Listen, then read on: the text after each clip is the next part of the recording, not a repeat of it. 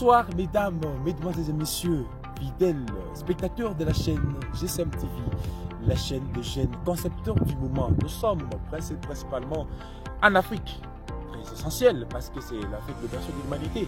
Nous sommes dans la République démocratique du Congo, précisément dans la province du Kasaï et plus particulièrement dans les territoires de Meka où la plupart des activités s'exerçaient, mais sinon n'est pas visible parce que vous n'aviez pas eu la chaîne qu'il faut rejoindre. Nous sommes la chaîne qui conçoit et une chaîne qui est à la conception de plus. Nous sommes la chaîne qui vous aimez à l'aise chaque jour, la chaîne digne de vous parler la réalité. Nous savons très bien que la politique de Meka, depuis que la politique a existé, on n'a jamais vu des actions très concrètes. Maintenant que nous sommes devant des actions concrètes, un défi de Meka à peine d'être dans la politique et Meka innover.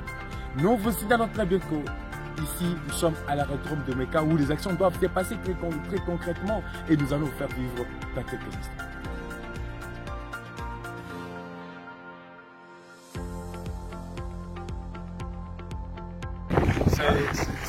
Vous savez, la personne qui a été prise par la population de Meka,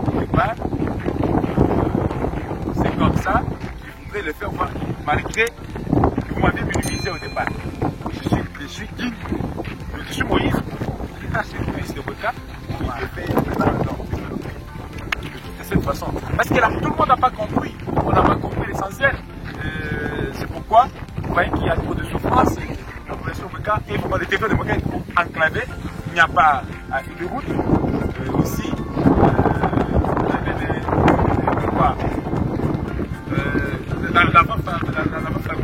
la ferroviaire n'est pas praticable tout le temps.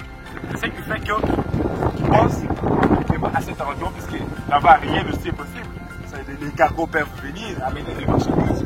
Il y a des enseignants qui ne sont pas payés chaque fois par rapport à ces systèmes.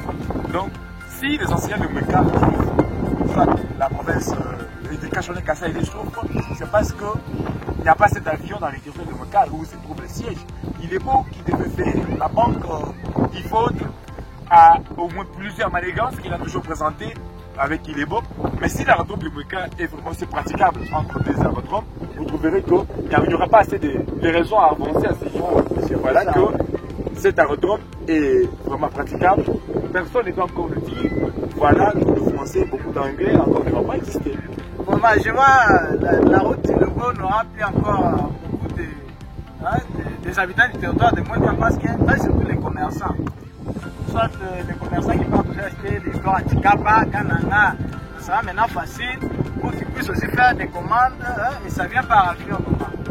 Certainement à cette initiative, vous savez que la plupart de la route de Rovan, ici la route nationale de Rovan, qui vous amène vers Ilebo, n'est pas praticable parce que les camions qui quittent Kananga,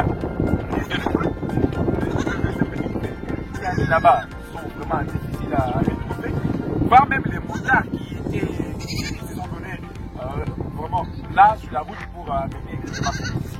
C'est tout vraiment dans des difficultés donc développer le moteur. C'est pourquoi avec la voie aérienne, parce qu'il a compris, lui, Martin il a compris qu'il faudrait amener, donc construire la route de Meka pour que le marchandise qui est le fils de Meka, le fils de Meka paye. Ça amène ici. C'est de cette façon que Kinshasa qui ravitaille plusieurs provinces, plusieurs territoires, puis aussi commence à ravitailler aujourd'hui Meka parce qu'il faut savoir que du kilomètre, c'est 10 kilomètres et 10 kilomètres. Bon, un instant. Je n'arrive pas à comprendre. Bon, cet aérodrome, c'est construit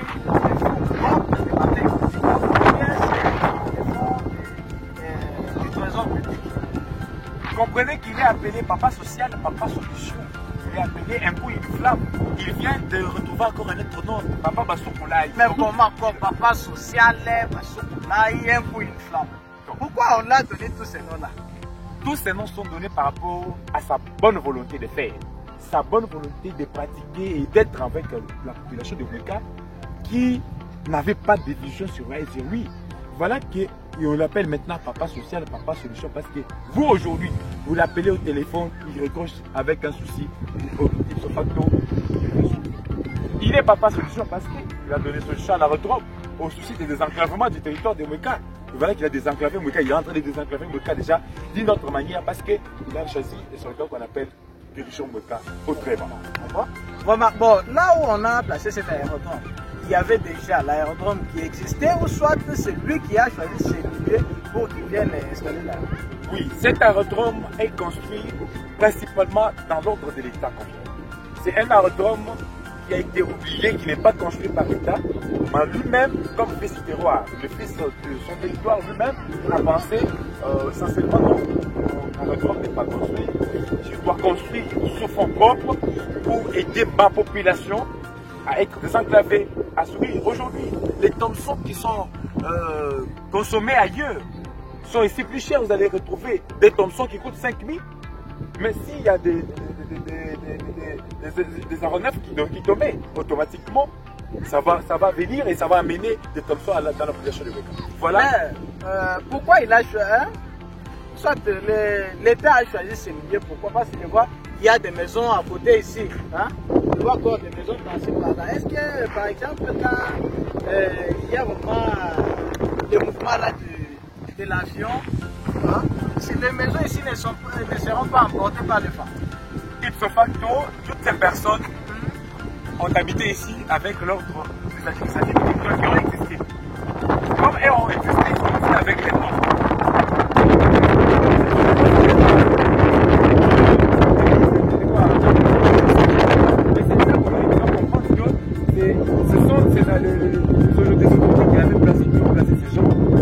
Qui va penser non, il faudrait demander à ces personnes de quitter. C'est pas son devoir. Lui, c'est construire l'aérodrome dans l'ordre national comme demandé. Alors s'il s'agit que s'il y a moyen que ces gens ici puissent déménager de la route, c'est l'honorable qui va supporter les déplacements ou bien les délogements, ou soit c'est l'État? Certainement, cette question, c'est ce que je venais de dire. L'aérodrome est une affaire de l'État. Mais si c'est en train d'être construit par un individu, c'est parce que c'est quelqu'un du territoire de Mweka qui préfère développer ce territoire. Et aussi, maintenant, qui fait aider la population, qui fait aider l'État congolais. Parce que c'est dans l'introduction de l'État. Voilà, c'est lui, c'est l'État congolais qui doit penser à ces gens parce que ce n'est pas son devoir. Lui n'a pas pris l'engagement de demander de prendre ces gens. Ah, si je vais bien comprendre, l'honorable va donner juste sa confiance afin que ces gens puissent quitter et l'État va maintenant résoudre. Certainement, c'est dans la force et puis c'est dans le pouvoir du gouvernement provincial du Kasaï. Parce que le gouverneur seul était ici, c'est celui qui a posé la première pierre, qui a vu que la population de Mweka est là. Il y a une population qui est déjà aux alentours de l'aérodrome, mais c'est lui qui doit avoir des décisions. Selon lui, Martin Kutikop, même si la piste ici, ou soit à construire, les maisons à construire ici, sont au niveau où il doit, si c'est la piste est au niveau de la parcelle de quelqu'un, la piste doit se limiter derrière le mur de la personne et continuer là-bas parce que c'est pas son devoir de bouger la personne. C'est pas dans le monde congolais qui doit penser à ces choses. Wow. C'est vraiment une bonne chose. Bon, je ne sais pas, est-ce qu'il y a une durée bien déterminée pour la fin de la mission? Oui, la construction n'a pas une durée déterminée parce que ce sont des grands travaux et puis ce sont les travaux qui doivent être faits par le gouvernement central. Bon, c'est un fils, un individu qui se doit l'audacité de faire parce qu'il a senti au moins la charge quand cette personne a souffert de la population. Bon, on ne doit pas déterminer, ou soit on ne doit pas déterminer parce que ce sont des grands travaux. Il n'y a pas la durée. Les travaux avancent à pas des géants. Parce que c'est d'ici là, au mois de mars, que la pose de la première pierre a été posée. Et vous avez vu, ces gens, les travaux ont déjà commencé et ça ne va pas déjà. Voilà qu'aujourd'hui, déjà au mois de juin, on est déjà, la piste qui est déjà élaborée et les travaux déjà à peu près déjà 500 mètres de la piste d'atterrissage déjà compactée à terminer en premier couche. C'est un peu essentiel de savoir. Vraiment, très chers téléspectateurs, très chers dames et messieurs, voilà, c'était juste un tour sur l'aérodrome, une œuvre qui est vraiment construite par notre honorable Martin Koutiko, il a senti, il a aussi senti là, les soucis des habitants du territoire de Mouéka et il a voulu faire cette œuvre vraiment dans les cadres politiques. Bon, je ne sais pas hein, si j'ai bien parlé, c'est dans les cadres politiques ou bien apolitiques. C'est un politicien, mais il fait les soucis de la population. Wow. On a bien suivi de la bouche de notre concepteur Idriss Gambo.